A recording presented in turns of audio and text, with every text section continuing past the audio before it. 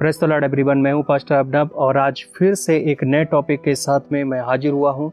और आज का विशेष टॉपिक ये है, एक कमेंट हमने पढ़ा था जिस पे ये लिखा गया था कि हमें अन्य भाषा कब और कहां बोलनी चाहिए और हमें कैसे बोलनी चाहिए।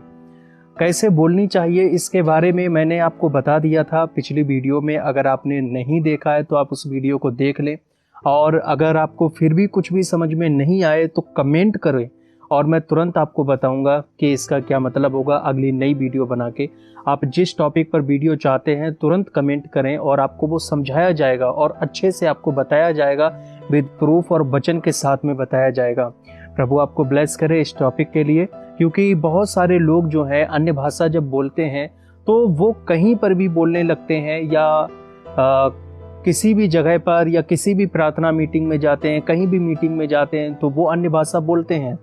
और अन्य भाषा बोलना गलत नहीं है, अन्य भाषा बोलना पाप नहीं है। अन्य भाषा तो एक अच्छी चीज़ है क्योंकि परमेश्वर ने वरदान दिया है। अब जब आपको अन्य भाषा मिल जाता है तो हम ज़्यादा से ज़्यादा अन्य भाषा बोलने की कोशिश करते हैं, अधिक से अधिक हम अन्य भाषा बोलने की कोशिश करते हैं, क्योंकि ये हमारी आत्मिक उन्नति होती है। हमारी आत्मिक उन्नति की बढ़ोतरी के लिए अन्य भाषा बोलना बहुत ज़रूरी होता है। मैंने बताया था कि अन्य भाषा इसलिए बहुत कंपलसरी होती है। और प्रभु यीशु जब वरदान देते हैं पवित्र आत्मा के द्वारा तो सबसे पहला इनिशियली वरदान जो होता है वो होता है अन्य भाषा का वरदान, और वो सभी विश्वासियों के लिए अवेलेबल है, चाहे उन्होंने बपतिस्मा लिया हो या नहीं लिया हो, वो अन्य भाषा के वरदान को प्राप्त कर सकते हैं। तो यहाँ पर जो मैंने पिछली वीडियो में बताया था तो उस पर दिया गया था, क्योंकि जो अन्य भाषा में बातें करता है वह मनुष्यों से नहीं परंतु परमेश्वर से बातें करता है, इसलिए कि उसकी बातें कोई नहीं समझता, क्योंकि वह भेद की बातें आत्मा में होकर बोलता है।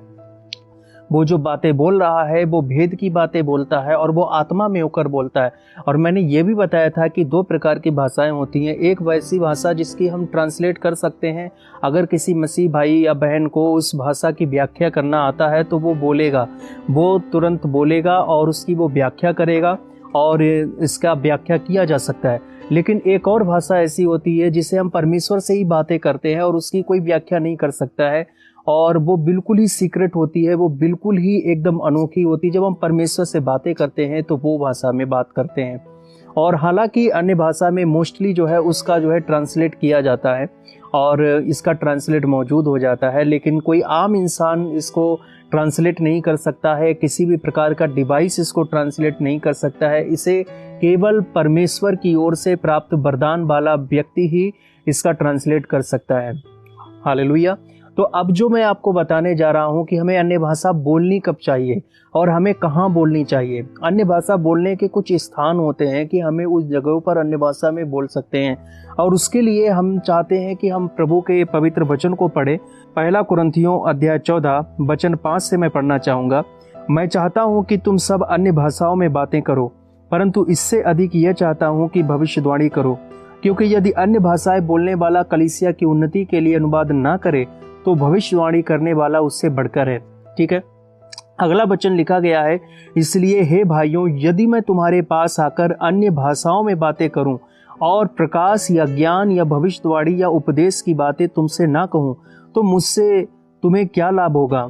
इसी प्रकार यदि निर्जीव वस्तुएं भी जिनसे ध्वनि निकलती है, जैसे बांसुरी या बीन या उनके स्वरों में भेद ना हो, तो जो फूंका या बजाया जाता है वह कैसे पहचाना जाएगा। और यदि तुरही का शब्द साफ ना हो तो कौन लड़ाई के लिए तैयारी करेगा। ऐसे ही तुम भी यदि जीव से साफ साफ बातें ना कहो तो जो कुछ कहा जाता है वह कैसे समझा जाएगा। तुम तो हवा से बातें करने वाले ठहरोगे। जगत में कितने ही प्रकार की भाषाएं क्यों ना हो, परंतु उनमें से कोई भी बिना अर्थ की ना होगी। आप समझ रहे हैं इस बात को। प्रभु का वचन कहता है कि भाषाएं चाहे कोई सी भी हो, वो कोई बिना अर्थ की नहीं हो सकती हैं पृथ्वी पर। इसलिए यदि मैं किसी भाषा का अर्थ ना समझूं तो बोलने वाले की दृष्टि में मैं परदेशी ठहरूंगा और बोलने वाला मेरी दृष्टि में परदेशी ठहरेगा। पता नहीं कौन सी भाषा बोल रहे हो, आप क्या समझाना चाह रहे हो, मुझे कुछ नहीं पता है।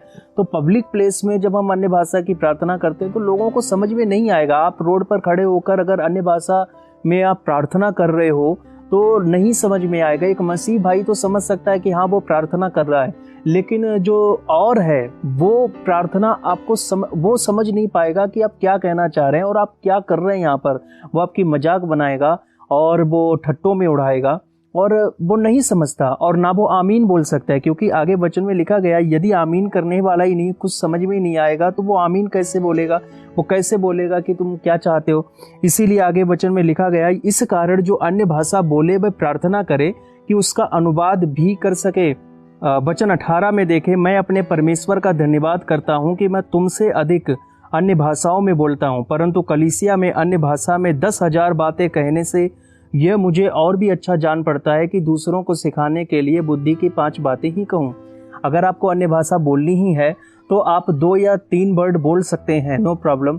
लेकिन आप अगर किसी सभा में अन्य भाषा में ही बोलते जा रहे हैं, अन्य भाषा में ही बोलते जा रहे हैं और लगातार अन्य भाषा ही बोलते हैं और कोई संदेश नहीं देते हैं, आप प्रार्थना करते हैं अन्य भाषा ही बोलते हैं और कोई संदेश ही नहीं देते हैं, तो आपका बोलना व्यर्थ है। क्योंकि अन्य भाषा बोलने वाला वचन कहता है वो अपनी ही उन्नति करता है, वो कलीसिया की उन्नति नहीं कर सकता है। वो जो सभा लगी हुई है वो आमीन नहीं कह सकते हैं तो उनकी कोई उन्नति नहीं है। बस ये तो लगेगा कि सामने वाला व्यक्ति जो प्रार्थना कर रहा है वो काफ़ी आत्मिक है और बहुत प्रार्थना कर रहा है, और वो हो सकता है कि तुक्के में कोई बोल दे आमीन आमीन आमीन, लेकिन उसका कोई मतलब नहीं होता है। और ऐसा आपने कलीसियाओं में देखा भी होगा, कुछ कलीसियाओं में अन्य भाषा में जब प्रार्थना होती तो कुछ लोग जो है ना समझ लोग हैं वो आमीन आमीन बोलते हैं, लेकिन उनको खुद नहीं पता होता है मैं आमीन किस चीज़ पर कह रहा हूँ।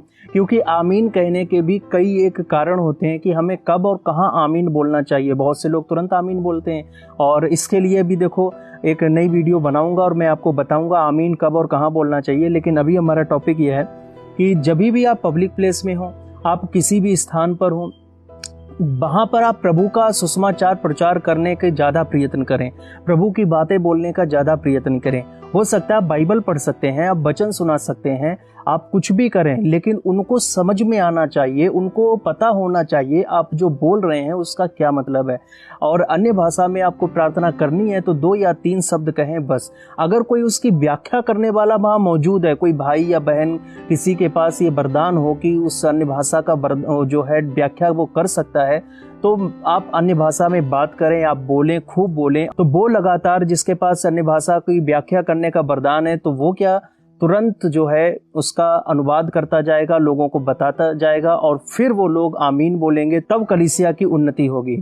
तो इस तरह से आपको ये करना है, आपको ये समझना है कि हमें कब और कहाँ बोलना चाहिए। अगर कोई मौजूद नहीं है उसकी व्याख्या करने वाला तो हमें कोई ज़रूरत नहीं है कि अन्य भाषा में हम प्रार्थना करें। आपको पता है कि हम अन्य भाषा में प्रार्थना कर लेते हैं, हमारे पास वरदान है, 2-3 शब्द कह सकते हैं, नो दिक्कत, कोई प्रॉब्लम नहीं। लेकिन आप ज़्यादा ही नहीं बोलेंगे, आप जो है प्रभु का वचन सिखाएं और आप वो प्रार्थना करें जिस पर वो भाई आमीन कर सके, वो बहन आमीन कर सके, वो रोगी आमीन कर सके, कोई बीमार व्यक्ति है वो उसको रिसीव कर सके, उसको ग्रहण कर सके। पर्सनल के लिए आप अन्य भाषा बोल सकते हैं, अन्य भाषा बोलना गलत नहीं है, लेकिन इसकी कुछ जगह हैं कि हमें कहाँ पर बोलनी चाहिए। तो अब मैं उम्मीद करता हूँ कि आपको इस वीडियो के माध्यम से पता चली गया होगा हमें अन्य भाषा कब और कहाँ बोलनी चाहिए। तो हम मिलेंगे एक नए टॉपिक के साथ, नई वीडियो के साथ। हमसे बने रहिए, चैनल को सब्सक्राइब कीजिए, इस वीडियो को ज़्यादा से ज़्यादा शेयर कीजिए। तो प्रभु आपको ब्लेस करे। God bless all of you.